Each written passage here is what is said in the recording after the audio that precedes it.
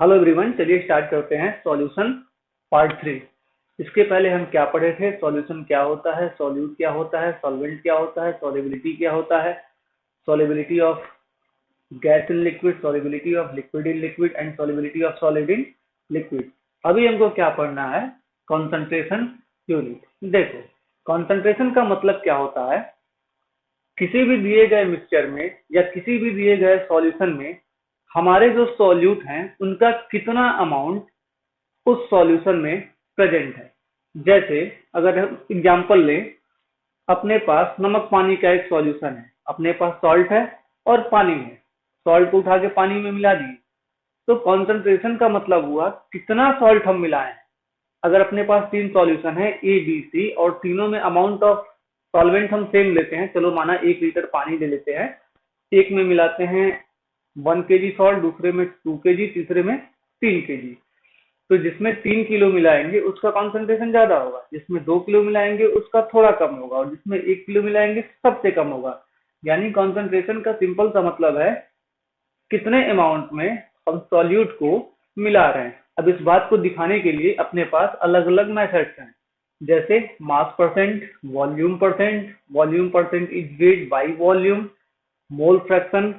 और भी मेथड्स हैं जैसे नॉर्मेलिटी है, मोलैलिटी है, फॉर्मेलिटी है, पीपीएम है। ये सब भी मेथड है, लेकिन इसमें सबसे इम्पोर्टेंट जो अपने काम का है वो है मोल फ्रैक्शन, क्योंकि इस चैप्टर में हम जो भी पढ़ेंगे या जो भी प्रॉब्लम हमें सॉल्व करना है वो मोल फ्रैक्शन पे मैक्सिमम हो जाएगा, तो अपने लिए ज्यादा इंपॉर्टेंट है। हाँ, मोल फ्रैक्शन का एक और फायदा है, इसका ड्रॉबैक नहीं है। अभी हम इसको पढ़ाएंगे, देखेंगे इसका कुछ ना कुछ ड्रॉबैक मिल जाएगा, इसको पढ़ेंगे इसमें भी कुछ ना कुछ ड्रॉबैक मिलेगा। लेकिन जब हम मोल फ्रैक्शन पे आएंगे तो इस पे कहीं ड्रॉबैक नहीं मिलेगा। चलो स्टार्ट करते हैं। मास परसेंट, इसी का एक दूसरा नाम है परसेंट बाई मास। चलो माना अपने पास एक सॉल्यूशन है, उसमें कोई कंपोनेंट ए है। जैसे अपने पास एक सॉल्यूशन है, यहाँ बताते हैं, चलो माना ये एक सॉल्यूशन है, इसमें कोई कंपोनेंट है ए। अभी हमको लिखना है मास परसेंट ऑफ ए। तो mass percent of A is defined as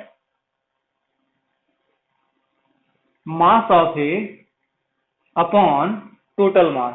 देखो, टोटल मास का मतलब हुआ अगर अपने पास दो कंपोनेंट है, एक कंपोनेंट का नाम है ए, दूसरे का नाम है बी, तो टोटल मास क्या हो जाएगा? M A plus M B. तो फिलहाल क्या करते हैं, यहाँ समेशन लगाते हैं। समेशन का मतलब क्या हुआ?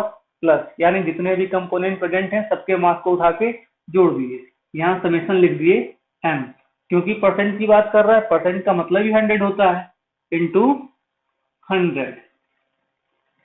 फॉर एग्जाम्पल, चलो माना कहीं लिखा हुआ है 20% बाई मास। इसका मतलब हुआ हमारे पास एक सॉल्यूशन है जो टोटल 100 यूनिट का है, इसमें 20 यूनिट ए है, यानी सॉल्यूट हमारा 20 है और सॉल्वेंट हमारा 80 है। ऐसे ही अगर देता है 30% बाई मास, यानी 30 हमारा सॉल्यूट हो जाएगा और 70 हमारा सॉल्वेंट हो जाएगा। देखो, ये मेथड, अगर सॉल्यूट हमारा गैस है तो ये मेथड आसानी से यूज नहीं हो सकता है। क्यों? क्योंकि गैस का मास पता करना ही अपने आप में बहुत मुश्किल काम है। अगला आते हैं वॉल्यूम परसेंट। नाम से पता चल रहा है वॉल्यूम परसेंट। अगर हमें वॉल्यूम परसेंट ऑफ ए है, यानी इसी को अगर हम वॉल्यूम परसेंट में रिप्रेजेंट करें तो हम डिफाइन करेंगे volume percent of A is equal to volume of A upon total volume into 100। Condition same है, ये भी क्या है, जितने कंपोनेंट है सबका वॉल्यूम उठा के जोड़ दो। लेकिन हाँ, यहाँ एक अंतर है, यहाँ पे टोटल सॉल्यूशन अगर सबको ऐड करोगे तो यहाँ 100 होगा, लेकिन यहाँ 100 से ज्यादा भी हो सकता है। लेकिन ये मेथड सबके लिए एप्लीकेबल नहीं है, ये मेथड केवल एप्लीकेबल है गैस और लिक्विड के लिए। अगर हमारे पास जो, अगर अपने पास जो सॉल्यूट है वो सॉलिड है, उस केस में क्या होगा, सॉलिड का वॉल्यूम निकालना ही अपने आप में बहुत डिफिकल्ट बात है। निकाल तो लोगे लेकिन सॉलिड पोरस होता है, अभी हम निकालेंगे कुछ और आएगा, पता चला सॉल्यूशन में गया, सॉल्यूशन में जाने के बाद तो वो जो भी पोर वगैरह है वो तो सॉल्यूबल होने के बाद खत्म हो जाएगा। तो वॉल्यूम में डिफरेंस आ जाएगा, और वॉल्यूम में डिफरेंस आएगा तो इस मेथड को यूज नहीं कर पाएंगे। तो नॉर्मली हमें ये बात पता है, जहां टेम्परेचर ज्यादा होता है वहां वॉल्यूम इंक्रीज होता है, और जब टेम्परेचर कम होता है तो वॉल्यूम डिक्रीज होता है। यानी इस मेथड को वहां कभी नहीं लगाएंगे जहां पे वॉल्यूम चेंज होगा, यानी जहां पे टेम्परेचर चेंज होगा। This method is only applicable if temperature is constant. अभी इस पे आते हैं। देखो, इसका यूज कौन करता है? जितने भी फार्मास्यूटिकल इंडस्ट्रीज वाले हैं, जो भी दवा की कंपनियां हैं, वो जो सिरप बनाती हैं, वो लोग इसका यूज करते हैं। कभी अपने घर पे कोई सिरप लाना, कफ सिरप लाना या विटामिन का सिरप लाना, उस पर लिखा होगा 20 मिलीग्राम पर 10 ml। बात समझ में आ रही है क्या? 5 मिलीग्राम पर 5 ml। तो ये फार्मास्यूटिकल इंडस्ट्रीज वाले इसका यूज करते हैं। अभी आते हैं मोल फ्रैक्शन पे। इस चैप्टर का सबसे इंपॉर्टेंट टॉपिक है मोल फ्रैक्शन। इसको पढ़ने का क्या मतलब है? पहली बात तो इसका कोई ड्रॉबैक नहीं है। यहाँ पे हमें दिखाई दे रहा है अगर हमारा सॉल्यूट गैस है तो इसका यूज नहीं कर सकते। यहाँ दिखाई दे रहा है अगर टेम्परेचर चेंज हो रहा है तो इसका यूज भी नहीं कर सकते।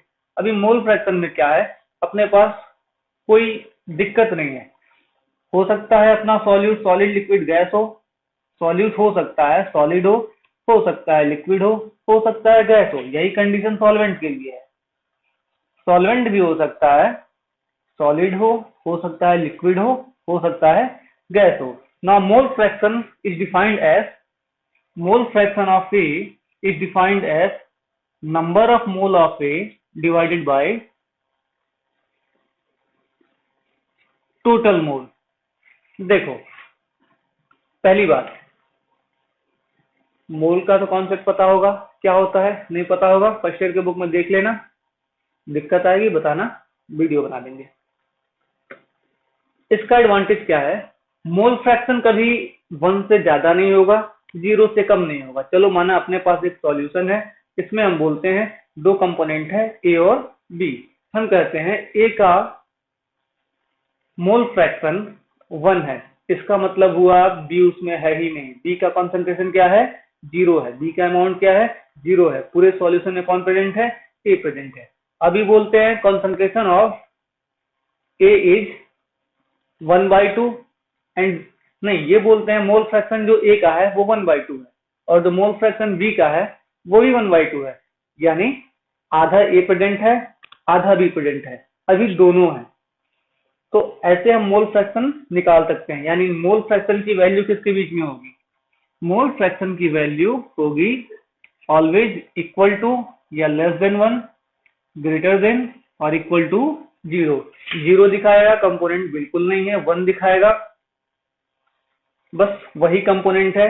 और एक बात और, टोटल मोल फ्रैक्शन 5 कंपोनेंट हो, 6 हो, 7 हो, 8 हो, जब सबको ऐड करेंगे तो मोल फ्रैक्शन का जो टोटल वैल्यू आएगा वो हमेशा 1 के बराबर आएगा। ये मेथड हर जगह यूज होता है। क्यों?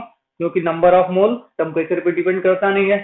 ये सॉलिड, क्योंकि ऐसा तो कभी होता नहीं टेम्परेचर ज्यादा हो तो हमारे पास 5 मोल है, टेम्परेचर बढ़ा दिए तो 10 मोल हो गया, टेम्परेचर घटा दिए तो 4 मोल हो गया।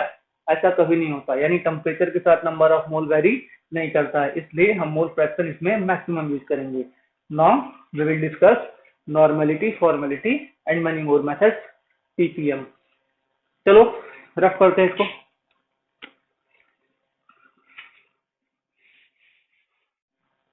Molarity, molality, part per million, PPM, normality.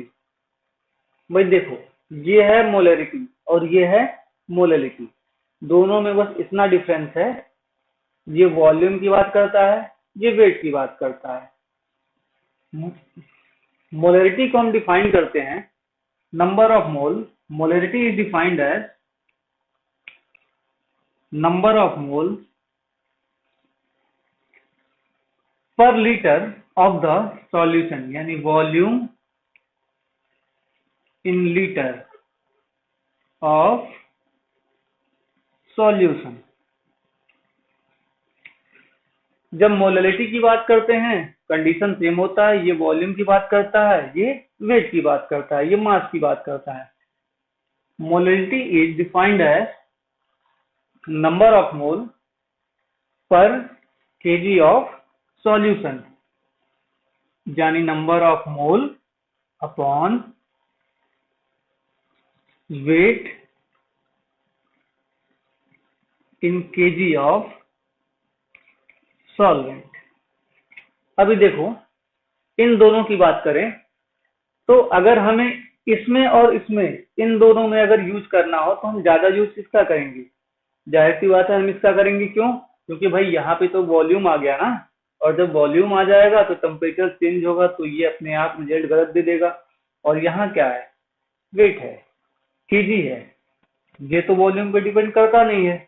तो इस चैप्टर में हम मोल फ्रैक्शन के बाद मैक्सिमम यूज करेंगे मोलैलिटी का, ना कि मोलैरिटी का। अगला है पार्ट पर मिलियन।